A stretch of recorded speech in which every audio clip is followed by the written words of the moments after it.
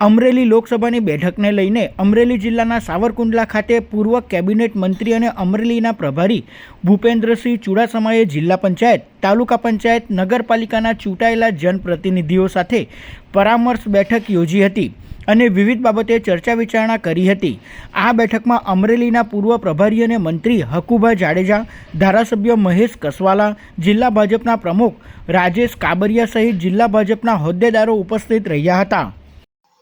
Bharatiya Janata party 26/26 ઉપરાંત દેશમાં ભાજપના 370 અને એનડીએના 412નો સંકલ્પ લીધો છે। નરેન્દ્રભાઈના કામ, એનો પ્રભાવ, દેશની પ્રજા આજે આ બધાથી પ્રભાવિત થઈને નરેન્દ્રભાઈ બોલે છે અબકી બાર, તો સભામાં પ્રજા બોલે છે 400 પાર।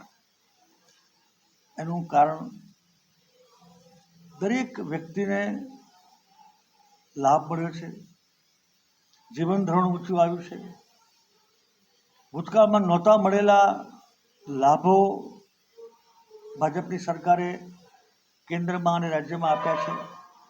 ભૂતકાળમાં મારી પાસે મકાન નહોતું તો મને મકાન મળ્યું છે, કોઈને મકાન હતું તો વીજળી નહોતી તો વીજળી મળી છે, કોઈને ગેસ મળ્યો છે, કોઈને સહાય મળી છે।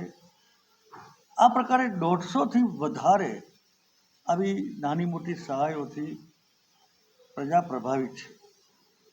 અત્યારે હું ખૂબ લાંબા સમયથી જનસંઘ અને ભાજપમાં છું એટલે કહી શકું કે પ્રજા મતદાન માટે ઉતાવળી છે કે ક્યારે અમે મતદાન કરીને નરેન્દ્રભાઈએ કરેલા કામનું ઋણ અદા કરીએ।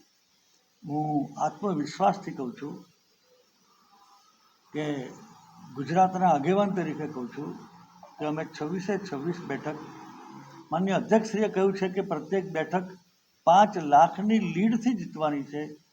અમારો કાર્યકર્તા પણ તૈયાર છે, થનગનાટ અનુભવે છે। અમે લાભાર્થી સંપર્ક અભિયાન કર્યું, દરેક લાભાર્થી સુધી પહોંચ્યા છીએ। અમે કામના મત લઈએ છીએ, માત્ર વાયદાના મત લેતા નથી।